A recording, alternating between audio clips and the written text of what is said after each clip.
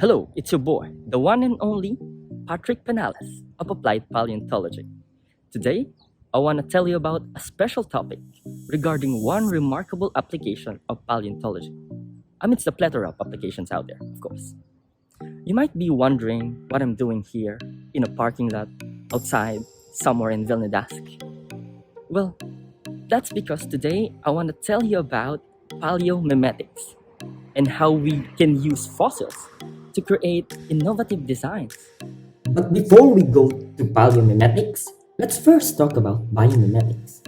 So biomimetics was first coined by an engineer, which he referred to it as the transfer of ideas from biological standpoint and applying it to technology. And there's actually a lot of terms associated with biomimetics, including bionics, which really means the combination of biology and techniques. And we also have another one, which is biomimicry, as an imitation of the living. But for all intents and purposes of this presentation, we will assume that all of this, biomimetics, bionics, biomimicry, bioinspiration, nature-based solution, and etc., all this means the same thing. We refer to them now as the science of imitating nature. What we mean by this is we create innovations and design inspired by nature. So how do we exactly plagiarize? Sorry for the term, but how do we copy from nature? So the first thing that we can do is we can copy nature's form and shape, like what they did in the bullet train in Japan. Because their trains in Japan is so crazy fast. But the problem is, when they enter a tunnel, they were so loud. So engineers went back to the drawing board. So they designed the train's pantograph to resemble the body of an adult penguin. They designed the topmost part of the pantograph to resemble the feather of an owl. And the most striking and prominent feature was the nose of the train was modeled after the kingfisher beak. And with this, they solved the problem of having very loud, and they even made an improvement on fuel efficiency and energy consumption and speed of the train. Aside from that, we can also mimic how nature's processes functions. What do we mean by processes? Like, for example, we can mimic how ants communicate in order to efficiently find resources or food or new place to live. And those processes of self-organization, we can mimic it in softwares, in things like autonomous driving cars, for example. And we can also, of course, mimic the entire ecosystem. We can mimic or copy the whole ecosystem itself. Now, we go back to paleomimetics. What is paleomimetics anyway? So just like biomimetics, in paleomimetics, we are extending our definition, the initial process of imitation, copying.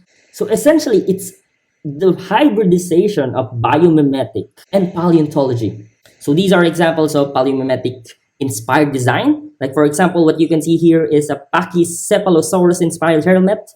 Pachycephalosaurus is a dinosaur that lived during the Cretaceous period, probably in North America. Its name literally says thick-headed lizard because they have this distinctive head morphology with a dorsally solid bone thickened with a dome-shaped cranium. And these are biomechanically tested by experts because these species are known to exhibit intraspecific head-butting behavior. And that's why, to protect their brains, they evolved this very robust and thick, although lightweight energy-absorbing trabeculate structure in their skull. So yeah, Pachycephalosaurus skull could inspire the design of a helmet, for example. Another example would be to create a body armor based on the armor of glyptodons, because we all know that this structure is a result of an evolutionary predator and prey arms race, right? And we can use those micro CT scan and reverse engineering methods to create an armor with high density, compact layer, with the porous lattice core, And we can optimize this design to increase the strength and energy absorption capacity of our vest, of our armor for our soldiers. Another example would be in the field of robotics. Let me introduce you to Madeline. So Madeline right here is an aquatic robot with it is a self-contained, self-propelled underwater vehicle with 4 independently controlled flippers. So the design of Madeline kinda imitates how aquatic tetrapods swim back then. It is inspired by the evolutionary transformation of terrestrial to aquatic tetrapods. And we can also have another one right here. We can use our ammonoids right here. And what scientists and authors found out is that the suture lines in your ammonoids are highly complex and they are extensively frilled, that you can actually create fractal curves with them. And some authors are kind of demonstrating that these suture lines are actually important in counteracting that extreme external water pressure on great depths. So maybe we can transpose that pattern design, that geometric fractals that we have, those pattern, in the rivets and the junctions and the weldings of the hull of our submersibles, like our submarines.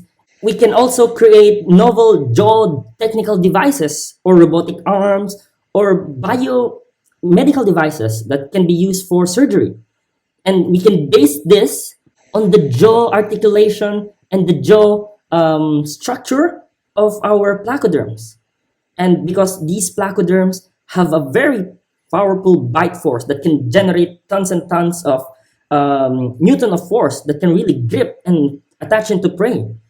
And this can be of great use in creating strong vice grips. And we can also use pterosaurs wing design and apply it to flight technology. We all know that these Mesozoic pterosaurs were powerful flyers, and they have complex multi-layered membranous wings that supported their entire weight during their flight. And from these fossil forms, we can create a plethora of structures, an integrated system that can contribute to the next generation aircraft. My conclusion is, life has been around on Earth for what? More or less 3.8 billion years ago. And what designers now are starting to realize is that there's a lot of research and development time, like real research by nature. And the people who design our world, our cities, have a lot to learn from this natural world. All they have to do is take a look. And this is my references. Thank you all for listening.